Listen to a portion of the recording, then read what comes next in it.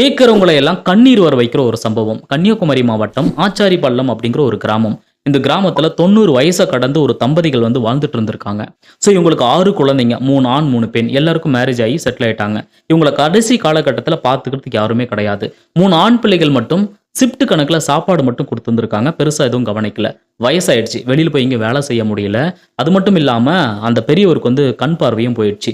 அந்த அம்மாவுக்கு தொடர்ந்து 2, 3 வருஷமா உடம்பு சரியில்லாம இருந்ததுனால படுத்த படுக்கையா இருந்திருக்காங்க. படுத்த படுக்கையா இருந்ததுனால முதுகெல்லாம் புண்ணு. அந்த வலி தாங்க முடியாம நைட்ல கதர்றாங்க.